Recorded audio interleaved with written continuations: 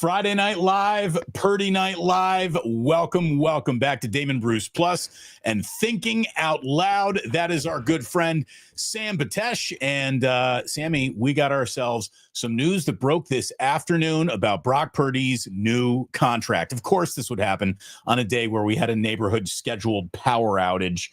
Thank you very much, NFL. Your timing is impeccable. But hey, no time like the present to hop in and just get going. Sammy, always great to see you. Glad we could do this here on a Friday night. And the big news is 5 years, $265 million deal, 181 in overall guaranteed money for Brock Purdy.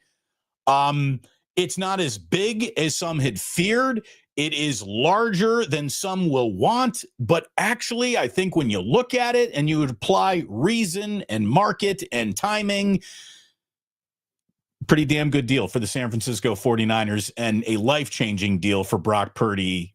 Next round's on him. This is what you and I have been asking for. Brock Purdy, you're welcome. For the entire team of agents that made this happen on Brock Purdy's team, you're welcome.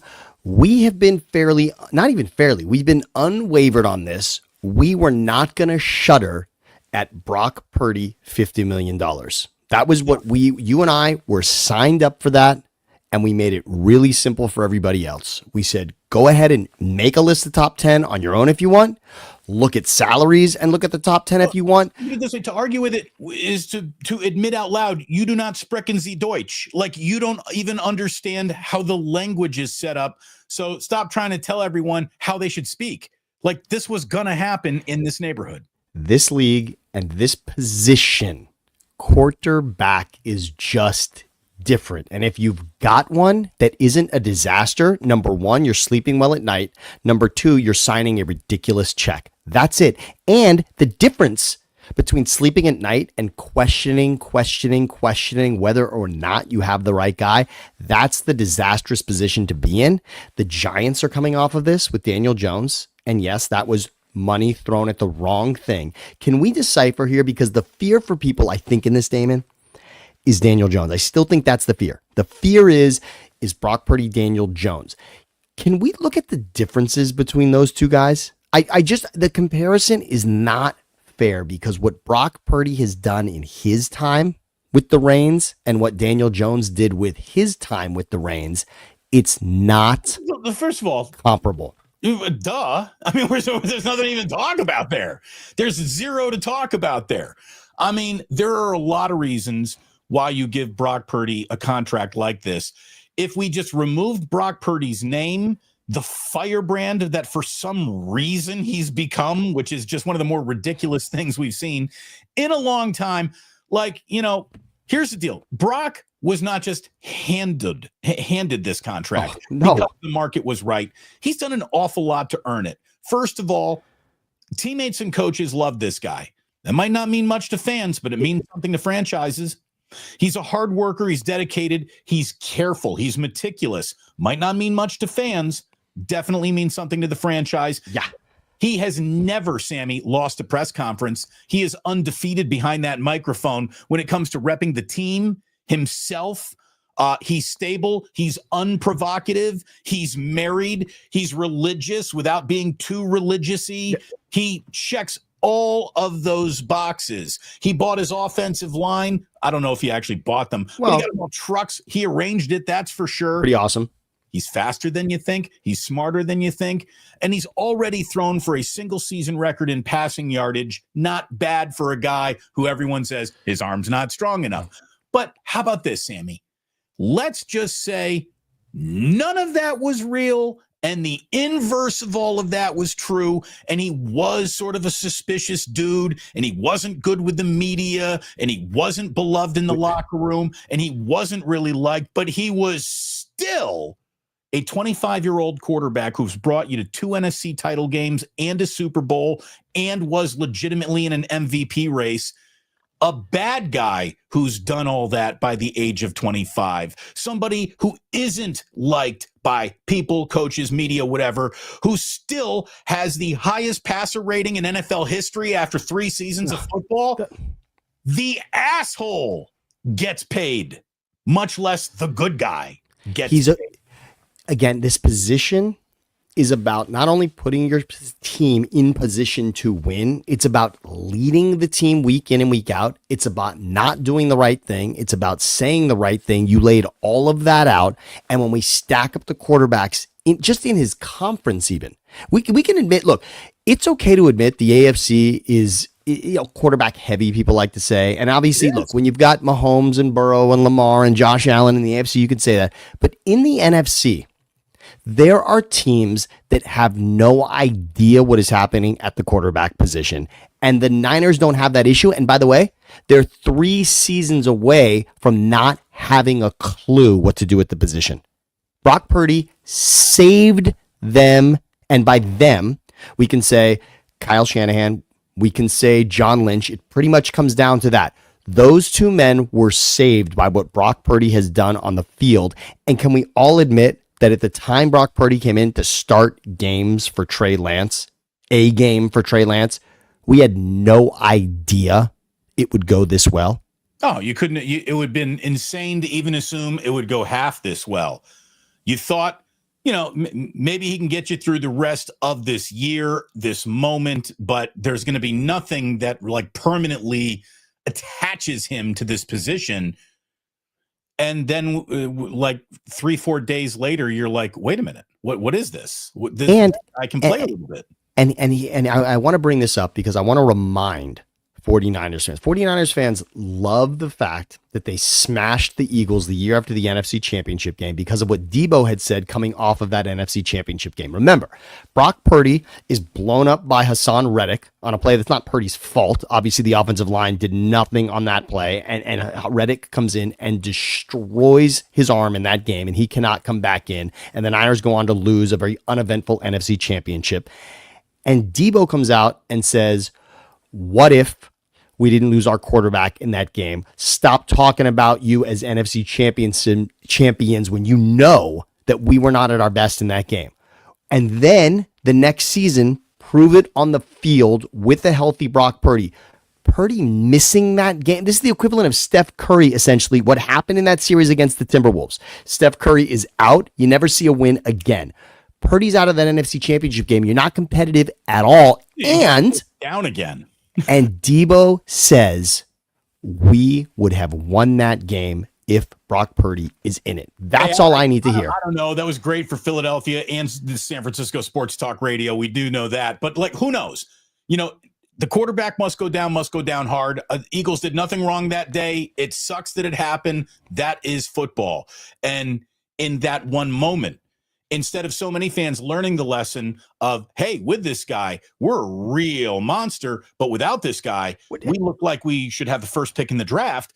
You'd think that there would have been a little like connection of the value there, but no, it seemed that some have never moved off the fact he was the last pick in the draft, as if the NFL draft is the only entrance point to greatness in this league. And if you're last, well, then there's no way you could possibly ever be great. And look at the list of quarterbacks that have gone first or in the first round that have never amounted to shit in this league. And we learned it this season. What happened with Shedeur Sanders, I understand that we're not going to know really for a decade to look back and say whether the Shedeur Sanders pick was right or wrong at that point in the 5th round. But we learned one thing. And it came out again and again from all of the mock drafts that were angry about the fact that Shedeur went in the 5th round. You know, it was admitted, and sure, Kuiper said it the loudest, but everybody thought it. This league is terrible at evaluating quarterbacks when it comes to the draft. When it comes to getting them into the league, this league as a whole, team by team, is not great at pinpointing who is best. Position in sports to evaluate. It's the hardest position in sports to evaluate. You want to take an absolute stud from an SEC school? Was he really that good, or was the team that good around him and they made him look good? You go and take a guy from Iowa State who, by the way, since Brock Purdy was drafted from Iowa State, not a lot of Cyclones in the headlines. You know what I mean? Like he was the tide that raised all the boats in the harbor. So it's hard to evaluate. And by the way, while Brock was doing that, he did so at a level that the guy who was surrounded by All-Americans everywhere, was still much more impressive. So you underestimated him. And this happens over and over and over and over again. And then sometimes you take the perfect guy who played at the perfect level and all this stuff. And Tim Tebow, guess what? He's not a pro quarterback. And that's the way it is. That's the way it is.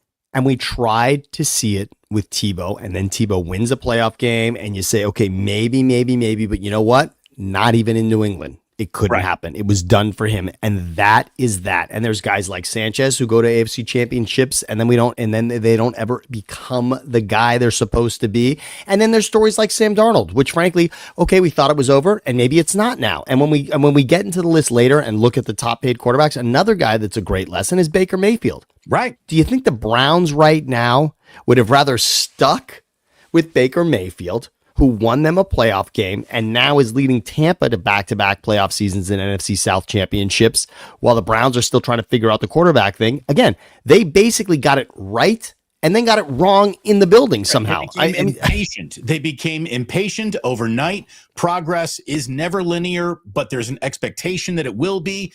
And here's the deal.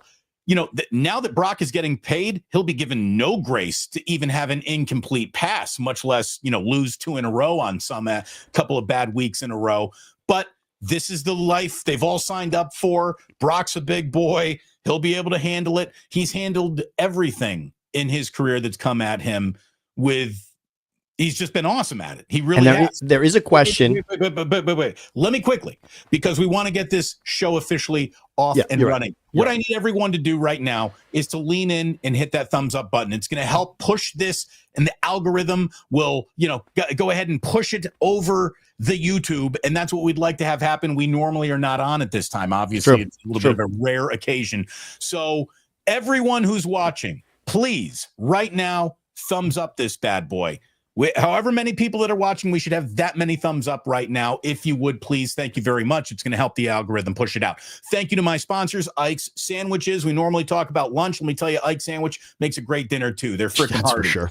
You want to go and have a celebratory Brock God signed cocktail? Go to the Dublin or West Portal. You'll be very, very happy that you did. And check out Campsite Tonight. If you're making a camping trip plan this summer, Campsite Tonight is an app that's like hotel.coms, but for campsites. Check that out if you would. Sammy, let's talk cookies real quick. Let's please do it. Stata's Hamantash, everybody, from Stata's Kitchen. And I've got it in the comments right now. Stata, S-T-E-T-A, is actually the term for grandma if you're a Syrian Jew, all right, which I happen to be. But Stata's Hamantash right there. You want to get a delicious cookie. You want to have your Ike sandwich and then follow it with a beautiful shortbread and jam cookie. Those shortbread cookies from Pepperidge Farm. This is Stata's version of that. Aunt Marlene, thank you so much. Stata's Kitchen, Stata's Hamantash. Grab one. You will not regret it. I got to tell you, Damon, I'm so happy that we're doing this. I mean, yeah, it feels like, wow, Friday night. Why would you have this news now? But we have been waiting for this and pushing for this. And the reality is it didn't even have to happen before this season. It really didn't, right? I mean, think about this. The Niners could have very well had a $5 million quarterback yet again leading them for the season. But we were reminding everybody, the longer you wait, the higher this number goes. And when we look at it later, Brock's in the 50s. Remember, there is a quarterback with a 6 on his name. There is. There is a quarterback with a 6, and Brock, in another season, Brock likely would have been at that number. The new normal, just a couple of years from now, will be a quarterback with a 7 in front of his name. It's going to happen. Mike Florio. Daniels. Yes, it's going to happen. And Mike Florio made this point, and I brought it up to you before, Damon. I love this idea. What if quarterbacks that seemingly were just going to re-up with their franchise put themselves on the free agent market? Do you think Josh Allen? So Josh Allen does that little sort of behind the scenes, behind the curtain extra boost on his contract this offseason after winning the MVP. But what if he said, you know what, I'm just going to test the market. I'm going to dip my toe in the market.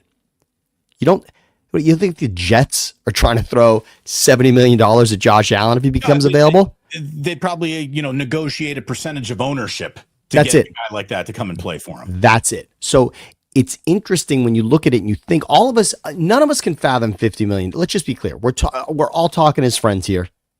$50 million. This is not a contract that we can really understand. Deciphering between the difference of 55 and 53 is just like not even something any of us can wrap our head around because $50 million is so unfathomable. But you've got to understand where he's playing, what he's proven, and who he's proven it against. I don't understand. This isn't even college football. But it's not what Brock's not playing in a weak Mountain West conference and then shows up in a college football playoff game and gets blown out. No. He's playing in a significant division. He's winning playoff games against other quarterbacks on the list of highest paid, by the way. And I love to point this out. Nobody balked at Jordan Love's money, right? Jordan Love's contract, nobody balked at. Jordan Love's greatest game still to this day, the furthest he's gotten and the best he's done is almost beating Brock Purdy. Right. The pinnacle of Jordan Love's career to this point is that he almost but didn't beat Brock Purdy in an NFC divisional playoff game, period. I think that the whole, like, these two quarterbacks are playing against each other is a little nuts too, because they're not playing against each other. Yes, never. You're right, man. And the thing that Brock Purdy has brought with him to the table every single time he's eaten is this quick processor. He sees the field, he reacts quickly, ball comes out, play is made. All results not guaranteed, just like all of them. But how much of an on-field computer are you? His computer's been running pretty damn fast since the start. It's the thing that has saved him in this league, and I think it's only going to speed up. Again, he's got 3 years under his belt now. There's a lot of guys who have, more physical talent and ability, but the processor doesn't even get there by year 3. Knowing where it was for Brock in year 1, knowing where it will hopefully be in year 4. I mean, and with zero, worry about, like, is this really my job?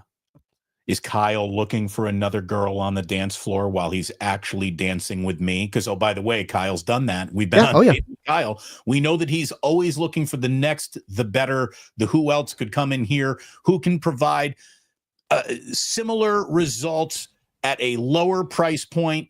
Everyone really, look, it does suck that the 49ers weren't able to win a Super Bowl with Brock on the rookie contract. But I'm going to tell you, Brock is now being paid a level of money that other quarterbacks are being paid who are winning Super Bowls. Like, it's going and all fit together. It will all fit together. By the way, I got to do this real quick too, because we love super chats and people who are supporting us with that. But thank you so much. I even hit a little goal on this show. 10 super chats. I'll do a bottle pull. Well, look at the postman. Oh, yes. In Capitola, my postman. He goes,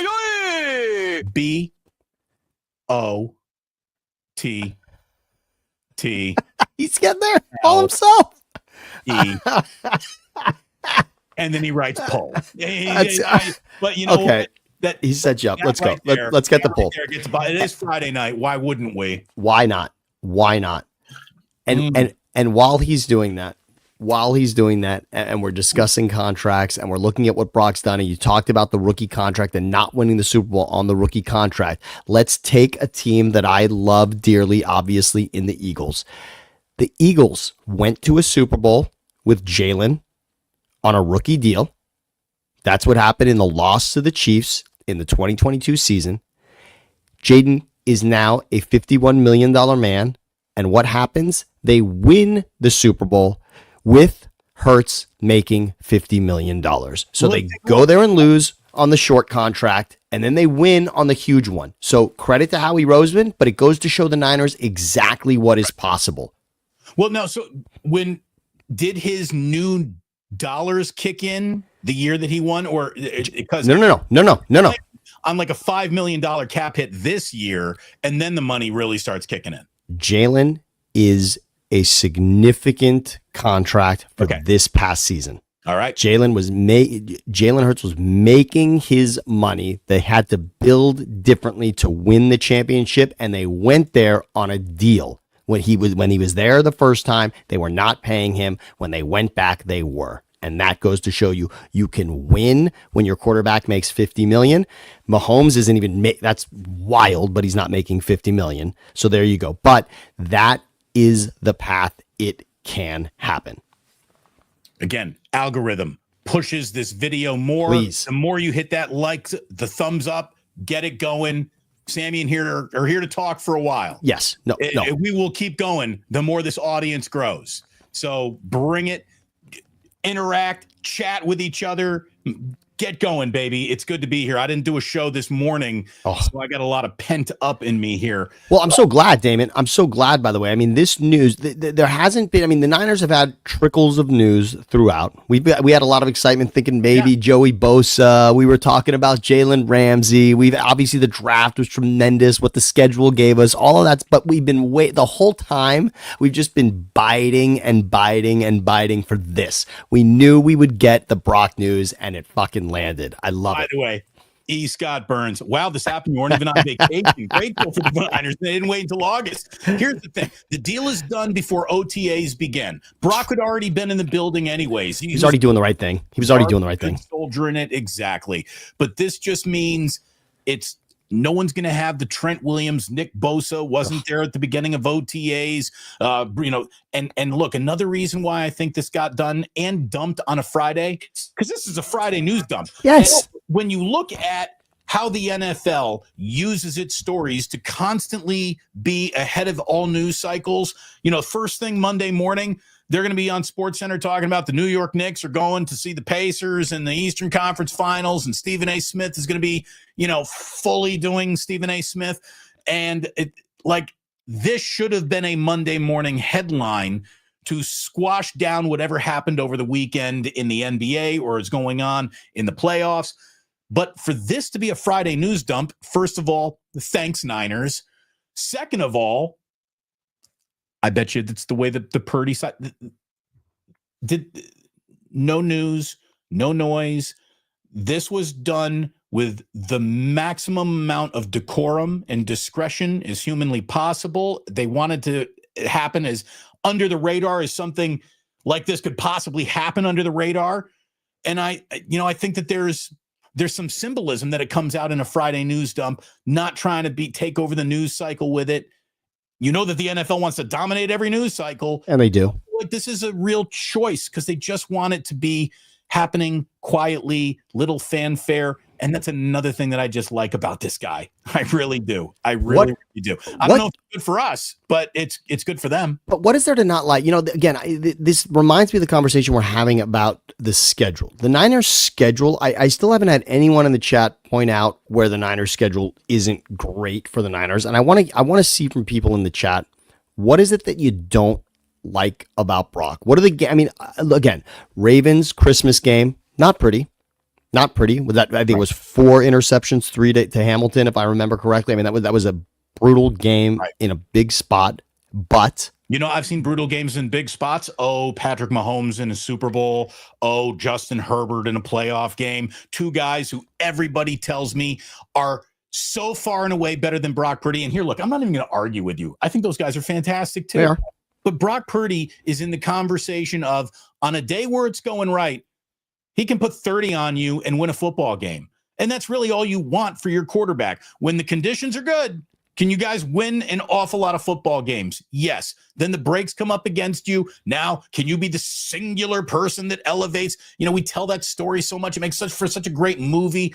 It so rarely happens where one guy, the quarterback, is the only reason why this team won. That's movie shit. It's not how any of it really works on a football field and in the NFL. Brock Purdy works for this team also and works for Kyle Shanahan. And I want to remind everyone who says Kyle Shanahan can make anyone great. Trey Lance is supposed to be the better quarterback, is supposed to be the better athlete, is supposed to be the guy getting this contract right now. And it didn't happen. And no one could turn him into that quarterback, including Kyle Shanahan. And Brock Purdy has proven that he can be it in this offense. And every Niners fan right now, I want you to remember the first Rams game from last season. No Ayuk, no Debo, and no McCaffrey. I believe Kittle played in the game, but it was no. I know that it was obviously no McCaffrey and it was obviously no Debo, and I'm pretty sure it was no Ayuk as well. Yep. It was the Juwan Jennings hat trick game. It was Jennings had 3. It was an absolute clinic at quarterback by Brock Purdy. I still say it's the best game of his career. Now, somehow, the Niners just wet the bed at the end of that game and lost it to the Rams. I mean, I can't believe the Niners didn't win that game. But Brock Purdy was special in that game on a day when everybody would have said the chips are stacked against him and it just cannot happen. And instead, he did make it happen. And I point to that, and I can't help but replay that game again and again in my head and say, oh, that's the guy. Right. Now, that's the guy. Wait. You wanted a little someone doesn't like it. Here you go. Ramilla Sports says the problem for the 49ers, gentlemen, is the quarterback getting $53 million a year. He feasts on average teams without a pass rush and good defense and good defenses. He's just an average Joe. No. And then he tries to spike the football when he says in his next chat, Rams win without Puka and Cup, but had Stafford. Case closed. No, the case is not closed. It's not. It's not. Case is not closed. By the way, you know who terms of all quarterbacks start doing like this when the pass rush is really good? All of them, starting with Patrick Mahomes. Did you see that fucking Super Bowl? All of a sudden, the greatest quarterback on the planet sort of looked like just a guy. You know what that's called? Football. It's the number one way. That's called football. Now, if you want to really be angry at the 49ers, you can say, well, let's talk about this offensive line. That's the problem for the quarterback. That's the problem. The problem isn't the quarterback who sees the field, who leads the NFL in what does he actually lead the NFL in? Passing yard. No, this is for Brock. You're talking rating. Yeah, rating. No, and not even QBR. I believe this is passer rating, by the way. Yeah. Right. He's by the way, he's in the record books for actually what he's done in his first 4 seasons already when it comes to rating. And remember that he, much like Garoppolo, he 9-0 before he lost the game also. And again, Garoppolo and Trey Lance could not do what Brock has done consistently now, season after season. Brock Purdy is the answer to something that was absolutely going to be a mystery. And for any Niners fan that's out there thinking, maybe there could be another guy. What are you excited about seeing Mac Jones? I remember, Damon, we spoke when Mac Jones became a Niner, and I said, I don't see it. I don't see Mac Jones on the field for this team is bad news, not good news. That's if right. Mac Jones is playing games for the Niners, that's because something has gone wrong with Brock Purdy. Human victory cigaring weeks. Yes, that's it. That's all you want on a Mac Jones.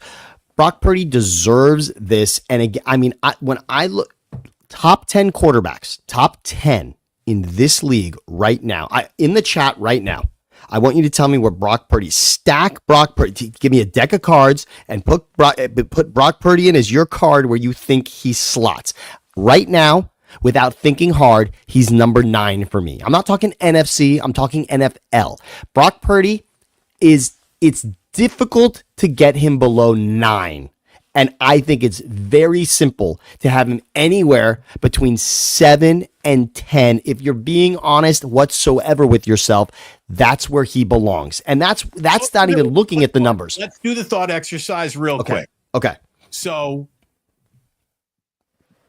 go ahead. Give Mahomes.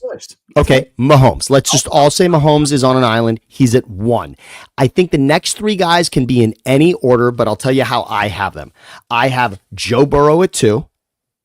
I've got Josh Allen, the MVP, at 3. In fact, and then Lamar at 4, and that is just like barely splitting hairs between 2, 3, 4. Those 4 should be top 4 anywhere, and anyone you talk to who's stacking quarterbacks and doesn't have those 4 guys as 1 through 4 in some order is ridiculous. We can debate their order, but those are your 4 fingers on your first hand of quarterbacks, I would say. So yes. You've got those 4. Your 5th is? 5th is Hurts to me. And I'm going to tell you what I did, actually, and anyone who wants to can go and do the same exercise for me. Go to ChatGPT and ask for total yards per game over the last 5 seasons, including rushing and passing. Okay, so good. Just ask ChatGPT for 5 seasons,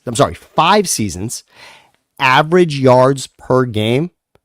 Hurts is actually 3rd on that list. You've got Allen and Mahomes and Hurts. All right. And by the way, what are we not accounting for rushing yards at quarterback, considering who just won the MVP and who the runner-up for MVP was? Another thing that Brock Purdy is pretty damn good at. You're damn right. So I've got Hurts at 5.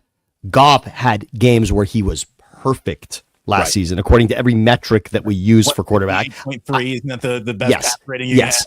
I have Goff at 6. Here's a spicy one.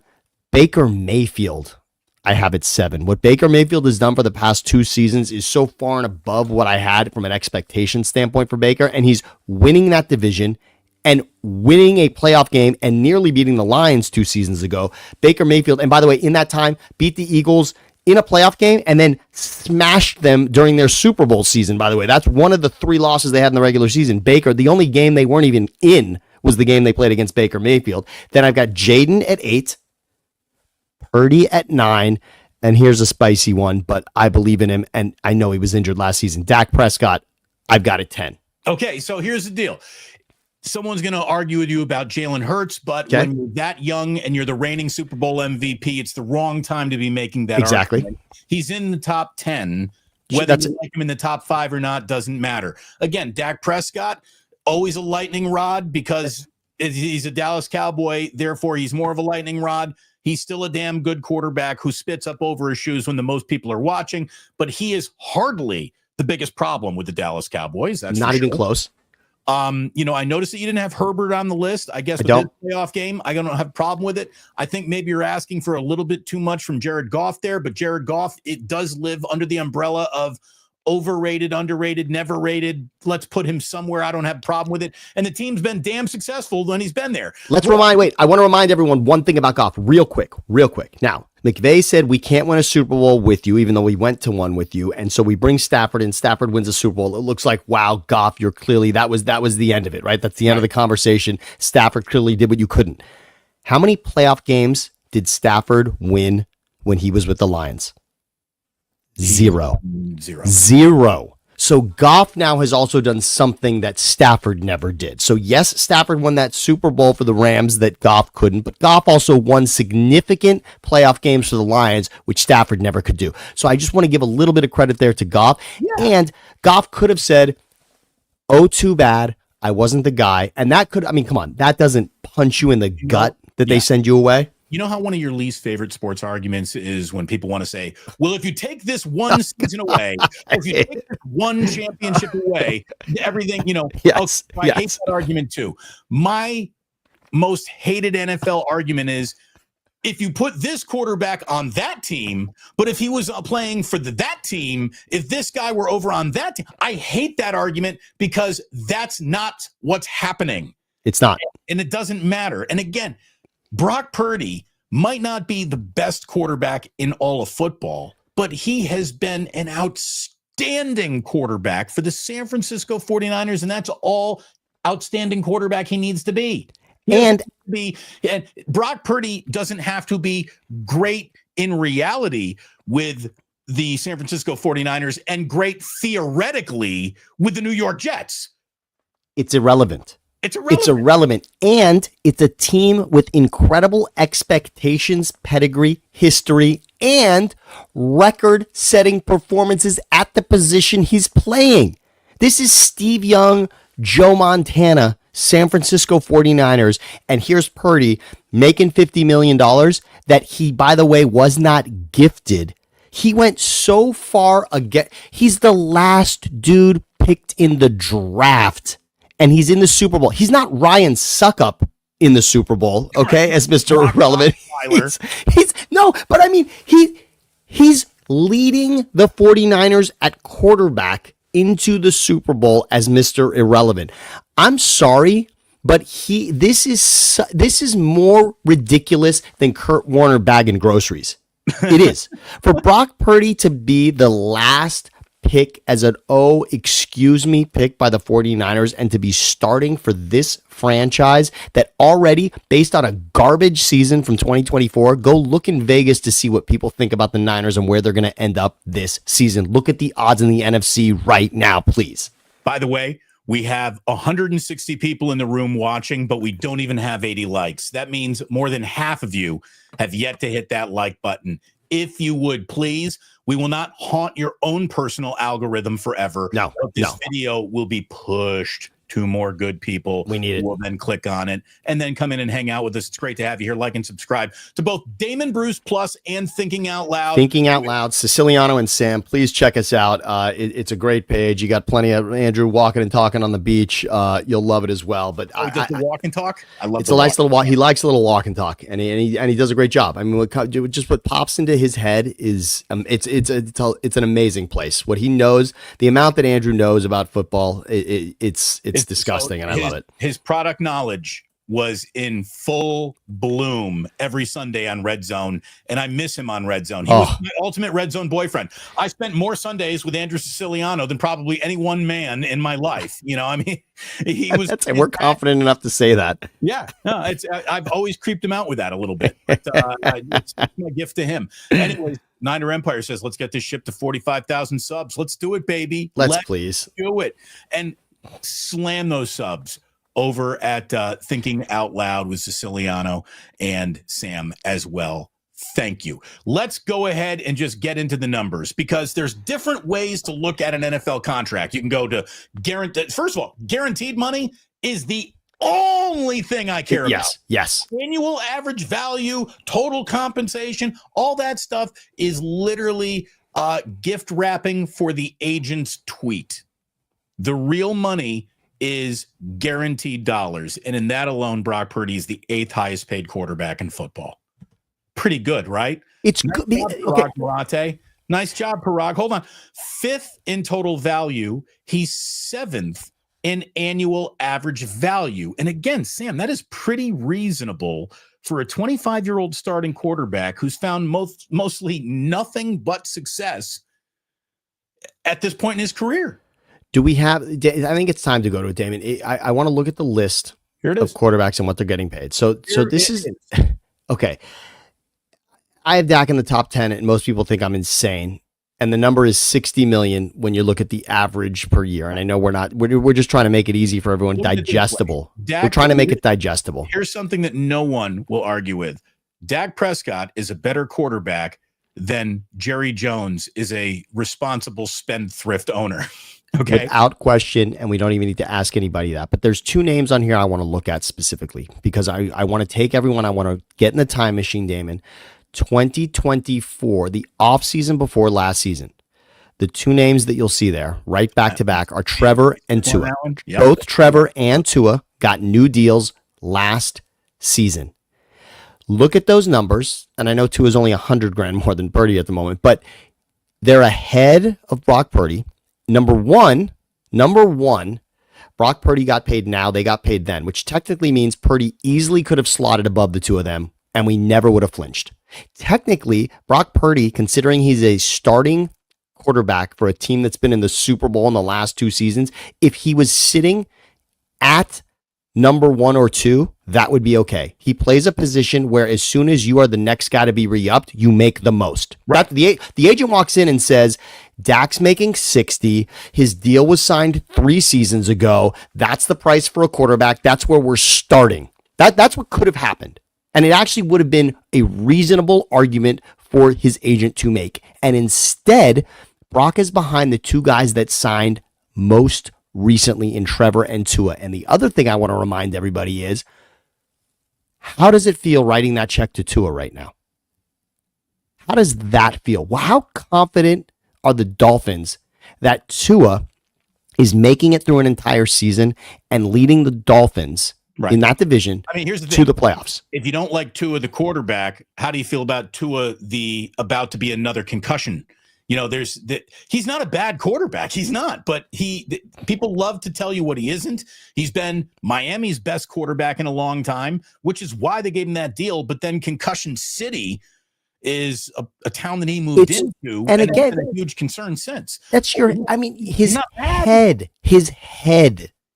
head. Okay, and Trevor Lawrence is coming off a brutal season in Jacksonville, where Mac Jones played at the end of the year, not even because Trevor was healthy enough. Had they been in contention, Trevor would have played at the end of last season, and instead they said, you know what, Mac, you just take it. That's how terrible the season was, that Trevor just decided he's not playing the last 2 weeks of the season. So those 2 guys, look at those contracts.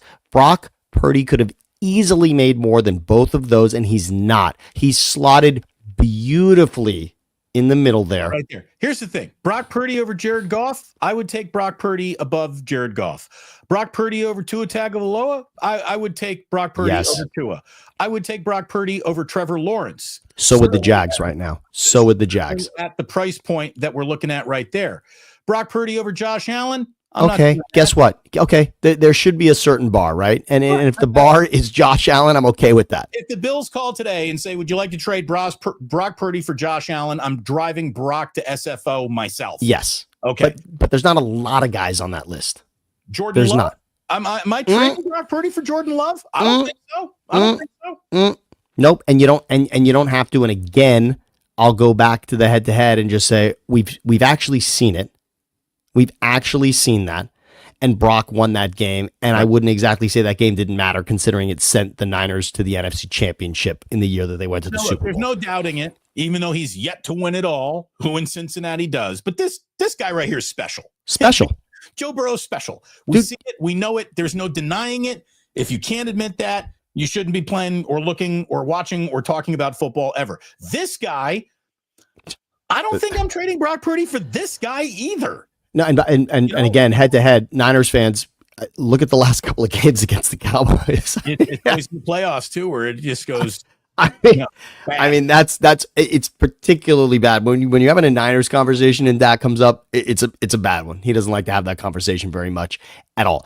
And further down that list, we'll get to it later. Wow. There is some money being spent at that position. By the way, we will get down to it later, but this is Lander Film, who comes in with a $5 for the ganja jar. Thank you on a Friday night, especially. It's great. Great show. Congratulations for betting on yourself. How many rookies on D start this year? And yes, whatever they paid Andrew S., it wasn't enough. Yeah, Siciliano deserved more for sure. They created that show, by the way. The show then went, NFL Network did their own version, but DirecTV was the first one to do that show. They were the original, and Andrew just ended up, it just, whatever. The business is what it is. And yes, we love Red Zone changed football for all of us. So, and look, Andrew Siciliano might not have the high national profile gig that he used to have, but he has his dream job right now. He is the radio voice of the Cleveland Browns, the team that if you just watched him on Red Zone, you know that he was suffering through them every single Sunday. Lander, I'm going to tell you right now, you're talking about at least, I think, four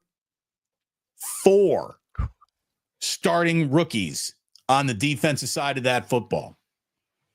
So it's going to be interesting. And by the way, and start 4 rookies against.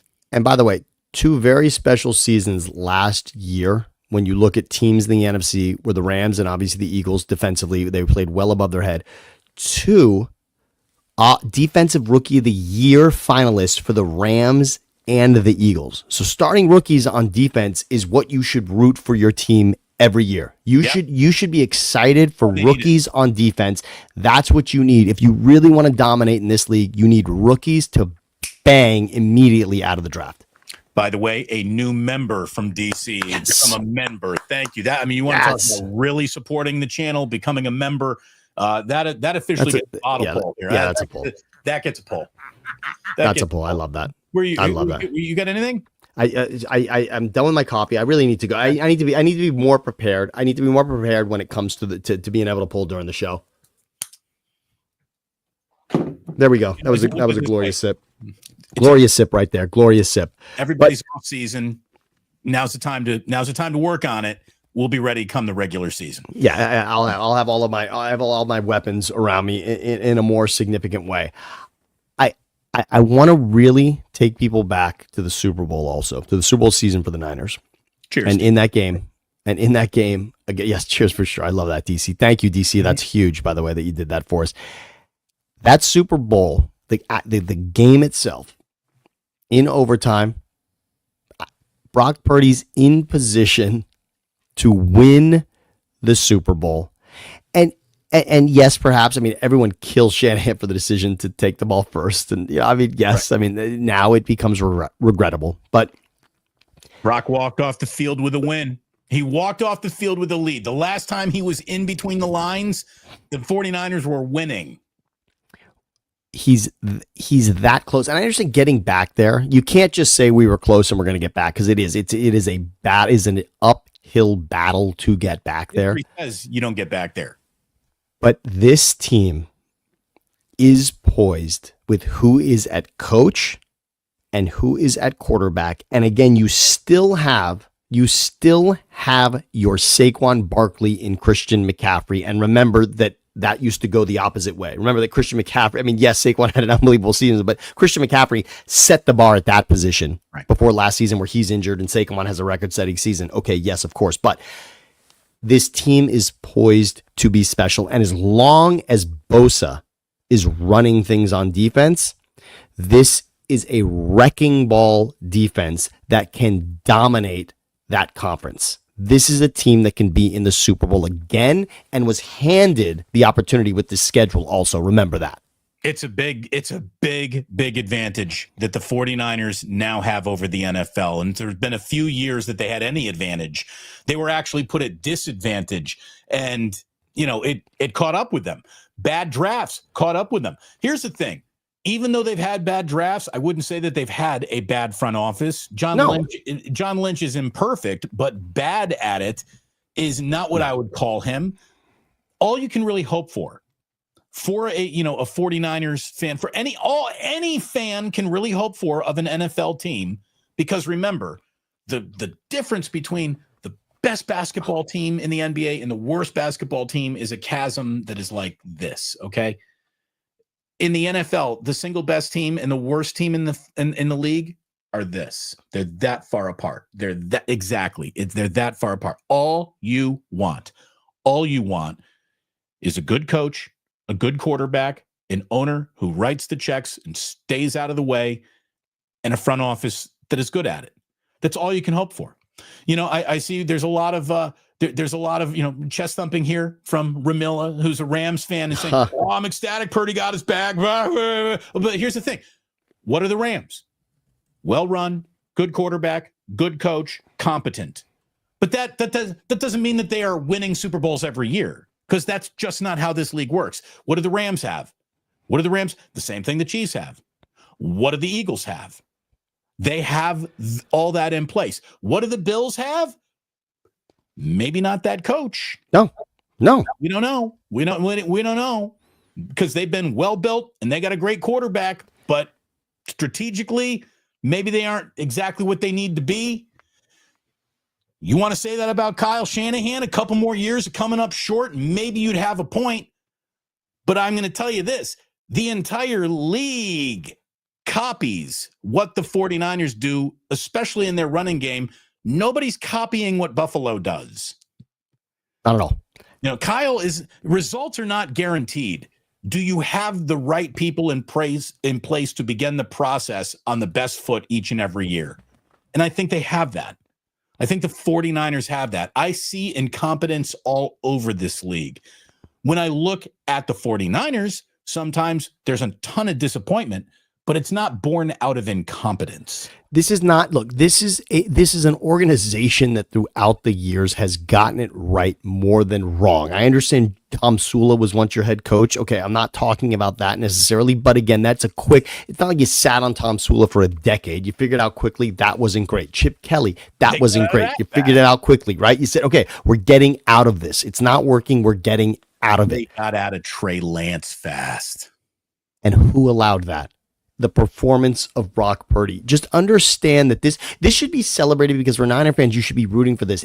Fans should root for these stories, because these are the unexpected ones. And the guy that's been beating you in the NFC West is the guy that all along, Matt Stafford, he's drafted number. I mean, that's a story. He's supposed to be where he's at. Matthew Stafford, his whole life was groomed to be that. Brock Purdy was not at all.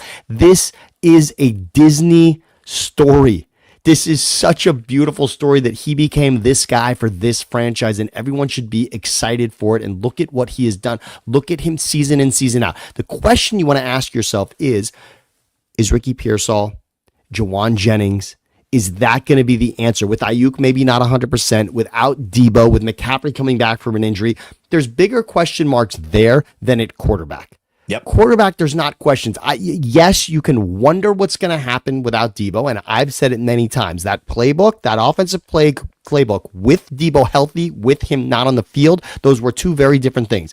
I actually think not having him in the building at all is going to allow Kyle now to concentrate on the idea that he's not available, as opposed to finding out Wednesday or Thursday in a week that Debo's not available. Now at least you know for an entire season, we don't have the Debo plays anymore, period. Well, and unfortunately, those Debo plays, instead of unlocking things, became easy to predict, became net negative plays more than they were helping you win football games.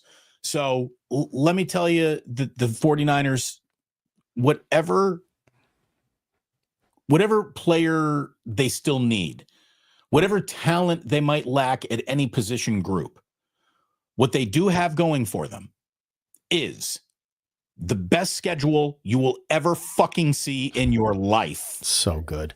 It's insane how good of there is no easy schedule. It's a favorable schedule in the NFL, especially from a rest surplus, standpoint. You are not going to be facing nearly 3 weeks of rest disadvantage against your opponent like you did just last year. And you saw how that went into last year unraveling. So you have an incredible schedule, no unique body clock disadvantage. You have Robert Saleh back. Oh, we didn't even say that. Thank you for Saleh is an NFL head coach and a defensive wizard who absolutely gets the best out of his guys, and had the 49ers defense cooking and had the Jets defense cooking, and will hopefully get this defense cooking again real soon.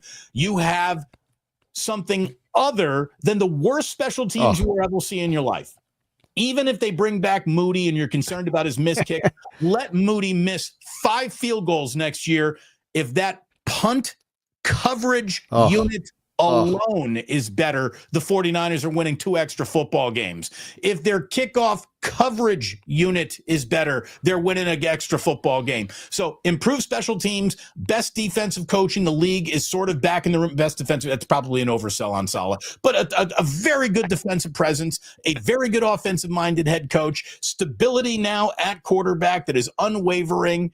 You got Hall of Fame tight end in George Kittle. You got a Hall of Fame left tackle. You got a future Hall of Fame defensive end in Nick Bosa, if his career gets back on that trajectory, with a bunch of young dudes who Chris Kasura coached them up. I mean, look, how about this? I think there's a lot more to like about the 49ers chances than to not like. What does that guarantee you? Like that 250 will get you a ride on Muni. All of that hope. But there's nothing there without beating. You got to be better than the Rams, which right now technically you're not based on last season. But you and I both know that this division is going to come down to those two teams. And can you beat that team? And I think that strategically you are in a better spot coming into this season than you were last season. And remember this, the Rams were ready to walk away from Stafford. Let's not sugarcoat this. The Rams let Matthew Stafford talk to other teams. That's because at some point they thought at some point perhaps we can get something else for that price tag. So don't fool yourself into thinking that the Rams just have it better figured out than you when it comes to that position. There is no guarantee that Stafford is better than what you have at quarterback in Purdy. Purdy has been as good as Stafford. He hasn't won the Super Bowl the way Stafford has, but head-to-head in these games, Purdy is outstanding. And go back to last season, what happened against the Rams. And I'm telling you, that first game against the Rams was the best Brock Purdy has looked maybe in his entire run as the Niners quarterback. Again, I'm going to make the argument that you hate. But for the NFC title game, sure, Shanahan's got an awful lot of ownage over in the Rams, and that's undeniable. It is that the pendulum absolutely swings back to the middle. Like you can have 10 regular season wins if he's got one NFC title game over you. That's a big one. That's a big one. Middle, it really does. But I think if you're a 49er fan, you should be excited. This has been a great week for the 49ers. That schedule could not have come out more perfectly. This is now a done deal. The anxiety, the kvetching, the content creation that has been based around this fucking deal has just been, again, thank God it's over. Our long national nightmare is over. And the Kittle thing, by the way, got done pretty quick also. And there's not drama, but there's not drama about Debo, and there's not drama about Kittle, and there's now not drama about the quarterback. This is looking pretty good. If you're a Niners fan, I would say maybe you hit it on the head from Japan. Maybe your first round pick, there were other options. We're going to let Saleh do what he can do there. But, there was a little bit of maybe there could have been something else there. But overall, what has happened? And remember, free agency looked ugly. I can understand that. It was looking like, okay, wow, what are we going to do to replenish what we had when free agency hit? It feels like that is coming around. And let me remind everybody this about the schedule, because we said it yesterday, Damon. There's 3 games on the schedule that could have been different, okay? That Bears game could have been a Lions game. Yep. That Browns game could have been a Ravens game. And that Giants game could have been an Eagles game. That is the silver lining behind finishing in last place last season. Those 3 games, which everyone's got on the magnet on their fridge right now as win, could have been 3 oh shit games. And by the way, those oh shit games belong to the LA Rams. That is correct. Rams have to play the Lions, the Ravens, and the Eagles, where the Niners have the Browns and the Giants and the Bears. There you go. You take that every day of the week that they try to sell it to you.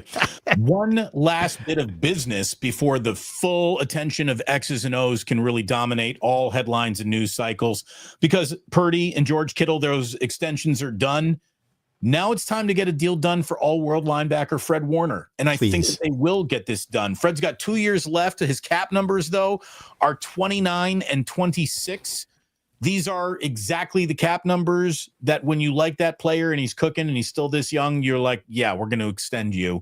That this should also, like the Kittle thing and to an extent like the Brock Purdy thing. Again, the deal that Brock Purdy actually agreed to is the same ballpark that I've been saying it would come in at for over 6 months now. So again, it shouldn't even have taken this long, but it's done. Congratulations. Anyways, Nick Wagner, who covers the Niners for ESPN, says an extension with Fred Warner, obviously, it shouldn't be too difficult. Similar to Kittle this year, McCaffrey last year, it's largely about moving money around, providing some more guarantees, and lowering near-term cap numbers. So that's what it's just. Caps are manipulatable. Cap numbers that you think are going to gum up your cap are manipulatable. Remember, Patrick Mahomes at one point signed a $250 million contract and now isn't even in the top 10. He's a steal.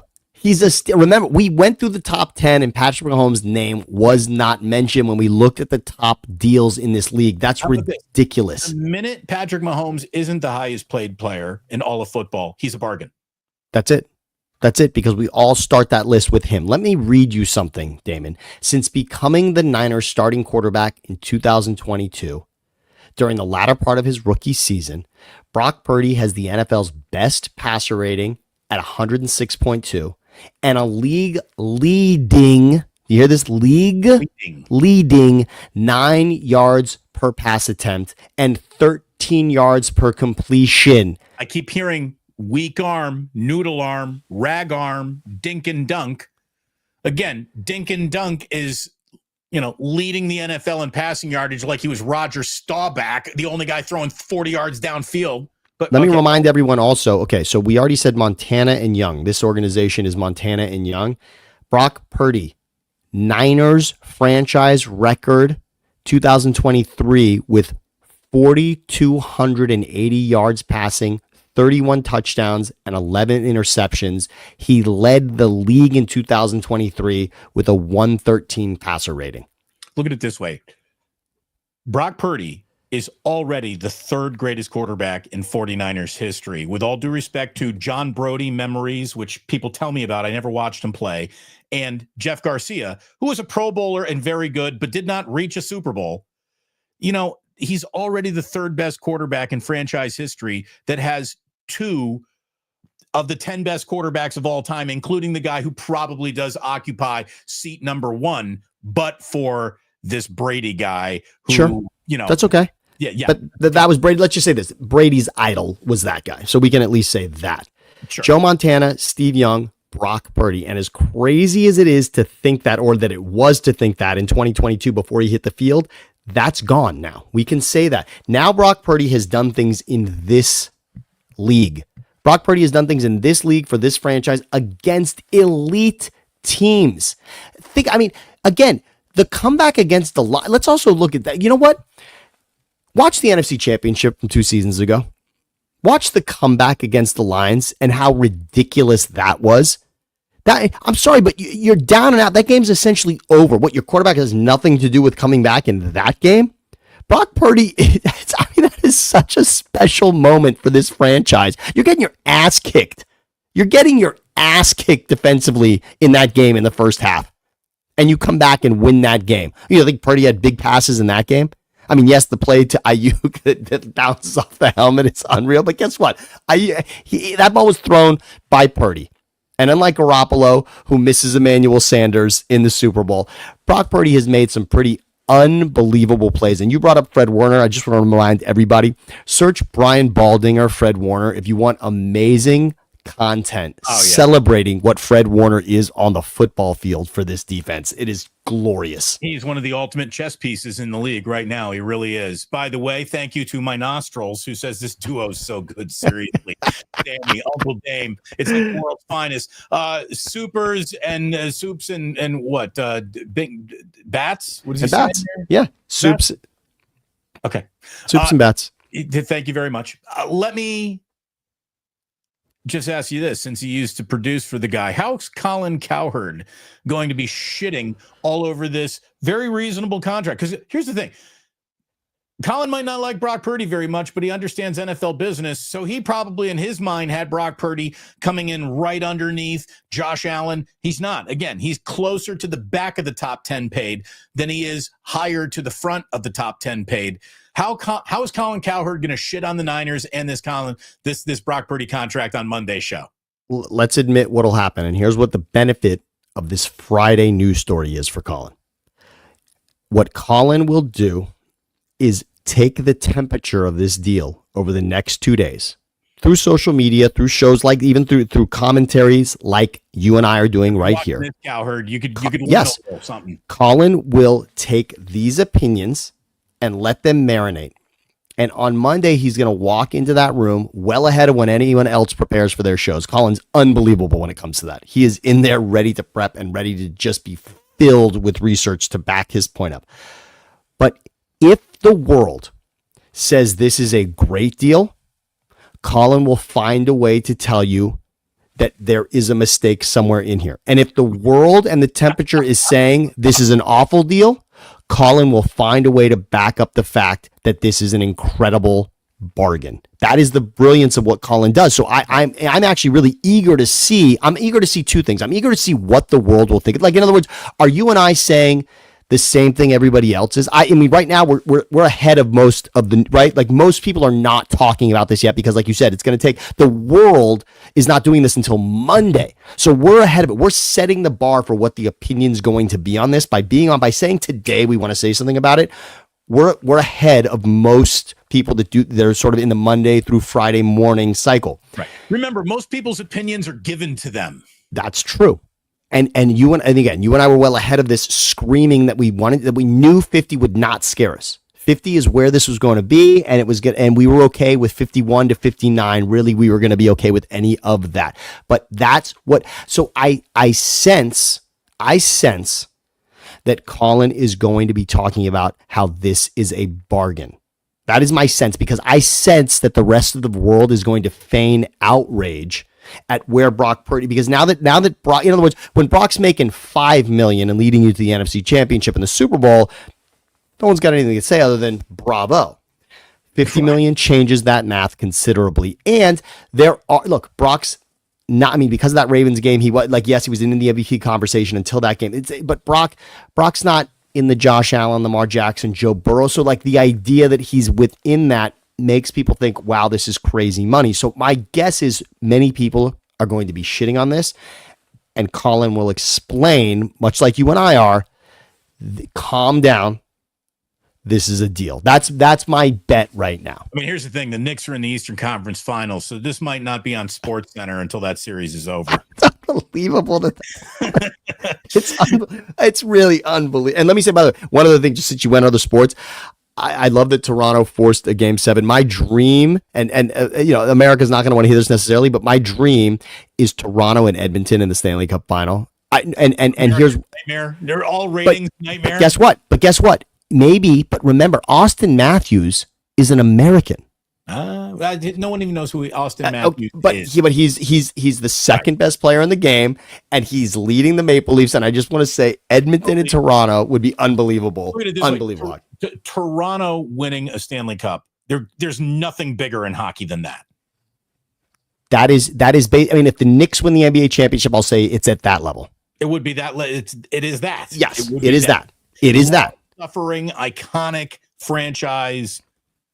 We'll see what happens. We will see what happens. By the way, Pacers in 6. Feels like that. Pacers in 6. One other thing, and we'll wrap it up because, by the way, I will be on with Kruger. We were unable to with power outage. I was unable to do a Friday wake up with Larry, so we're going to do a Saturday morning waking up with this news. Sammy, if you'd like to join us, come along. That's great. That's great. I'm here. I love it. NFL owners are about to discuss letting players being involved in Olympic flag football. Okay. Flag football coming to the 2028 Summer Games in Los Angeles. Here's my position. No. Never. What are you talking about? Also, don't need it. And if anyone said, well, Damon, it's flag football, what could possibly go wrong? I want you to Google Robert Edwards beach football. Thank you for bringing up that name. It was on the tip. I was going to say Robert Smith. I think you're right. Robert, yeah. Edwards was Robert Smith? I'm going to double check, but okay. I'm going to double check right now. Yep. Because Robert Smith was the guy from Ohio State. I don't think he ever heard like this. Yeah. This is Robert. Yeah. Robert Edwards was more of a Minnesota Viking than this was definitely it happened to a Patriot. I don't think Robert Edwards was ever Robert Smith was ever a Patriot. It's Edwards. You're right. It's Edwards. It's Robert Edwards. This guy tore his knee so bad playing beach volleyball the week of the Pro Bowl that they considered amputation. Like it was as bad as Alex Smith's leg break. They considered amputation. That's how bad it was. Unbelievable. And beyond that, let me just give the quick Olympic history lesson. We're not doing today in history here, Cyrus. Right. So we're gonna do a little Olympic history lesson.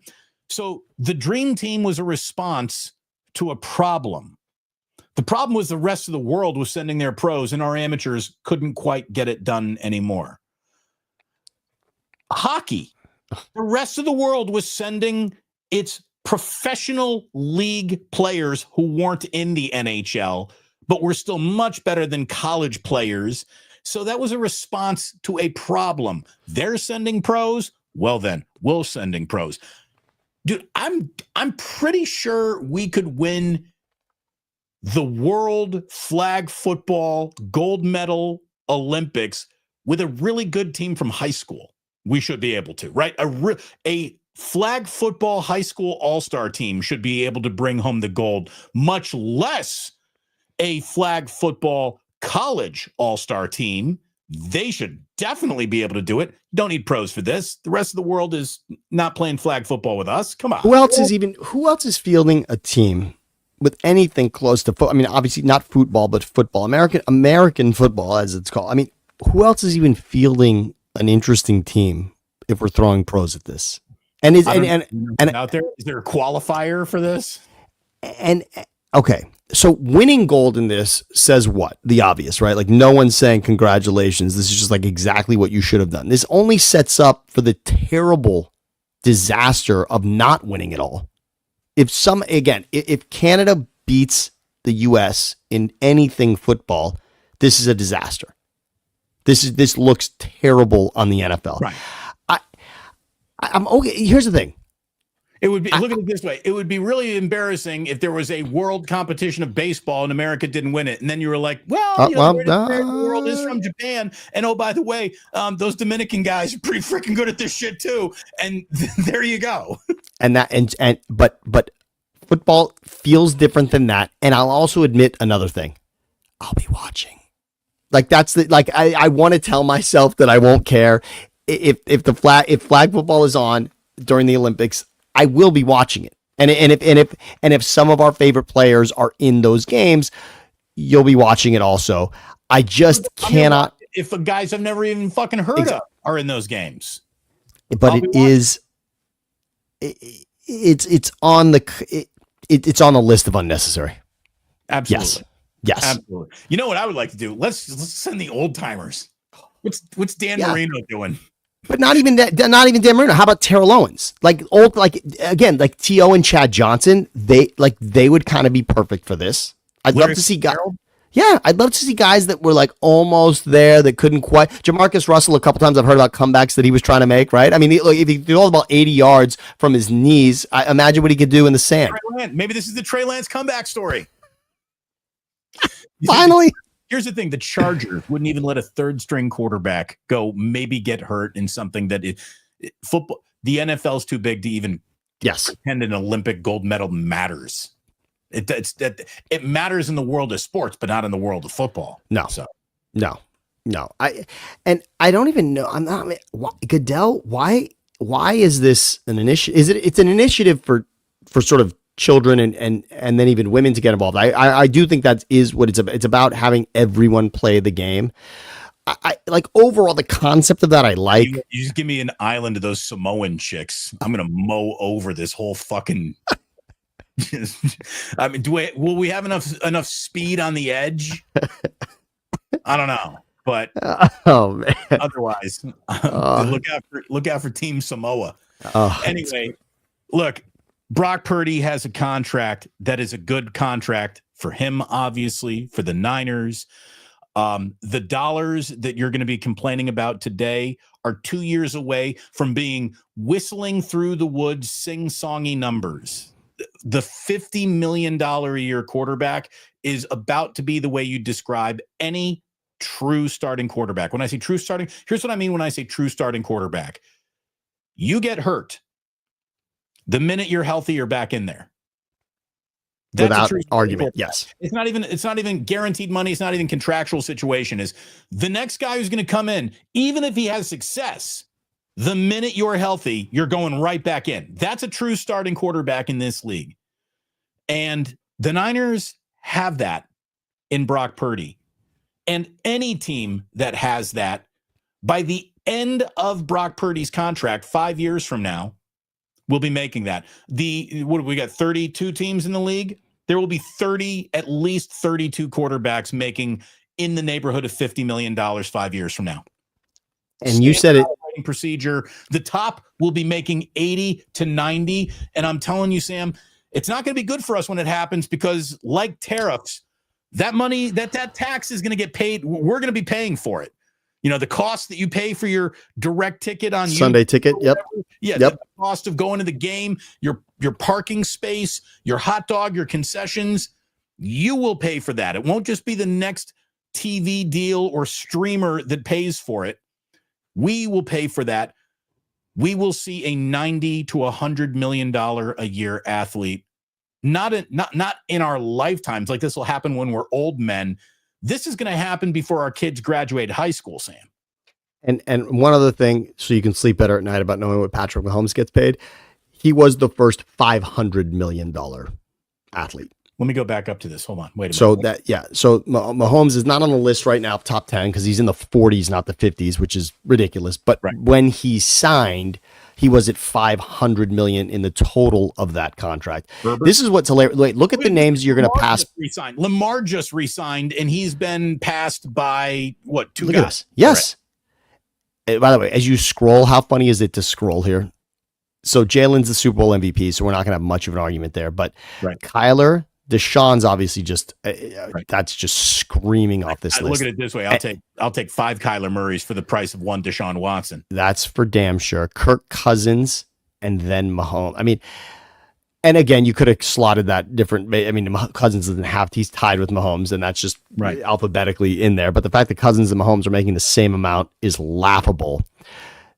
I love the Derek Carr next season. Be the number. This was going to be the number that was going to mean, well, the Rams aren't going to be able to build a good enough team around Matthew Stafford. And this, paying Matthew Stafford $42 million is going to mean that the rest of the Rams, you got Stafford and then Aaron Donald, and then when Donald leaves, you're done. No. By the way, Derek Carr is not even on this list anymore. Geno Smith, there you go. Darnold. And the best deal, I think the best deal on this list is the guy you're passing right there. I think Baker at 33. If you're winning a playoff game, it's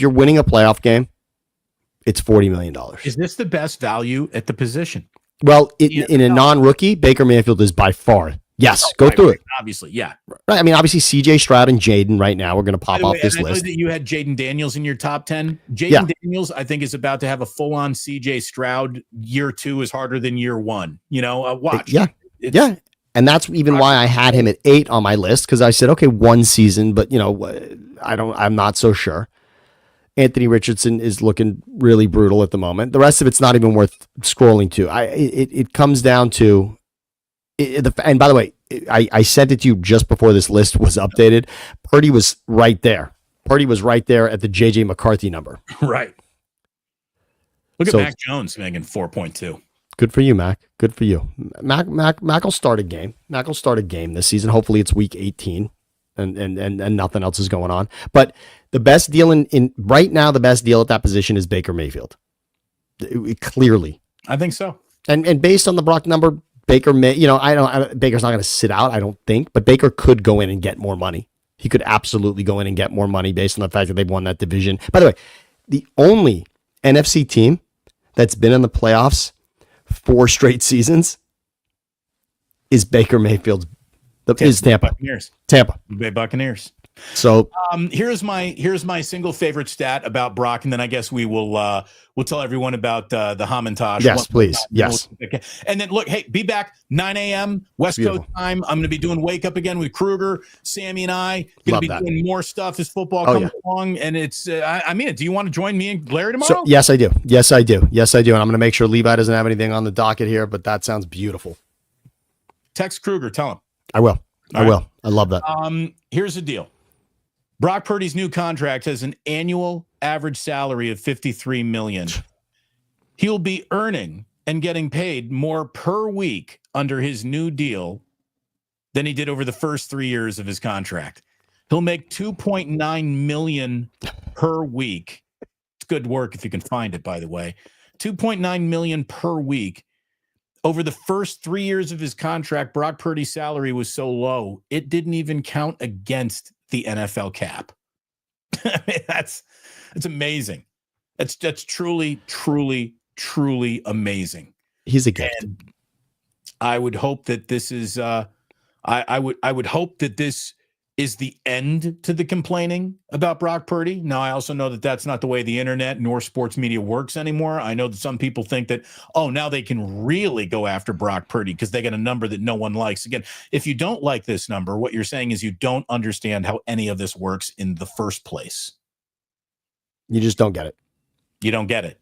I mean, here's the thing. You might get sports and you might be able to talk a good game about sports, but when it comes to the business of sports, you are the most clueless person in the room. This is an incredible deal. Again, 8th in guaranteed dollars. That's the most important number. He's 8th in guaranteed dollars. We haven't seen the particulars of this deal yet. Haven't seen the walkaway year. You know that there is a walkaway year built in probably after year 3, certainly year 4. They're not going to let him get to a 5th year if something goes terribly wrong.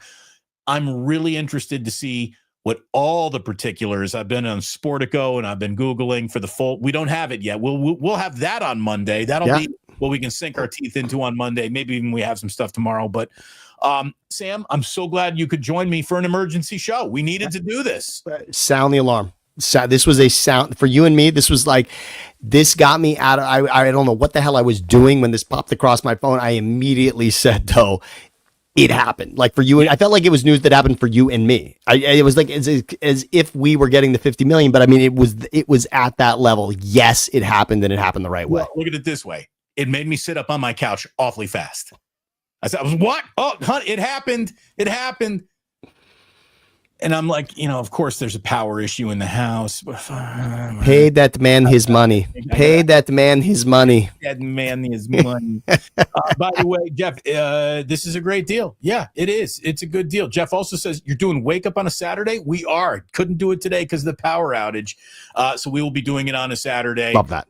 Thank you so much for tuning in. Like and subscribe on your way out if you have not already, and do so on both channels, not just yours truly here on the Plus. Make sure you go over and do that. Thinking Out Loud, Siciliano, and Sammy as well. Thank you so very, very much. And please do remember, sports don't build character. They reveal it.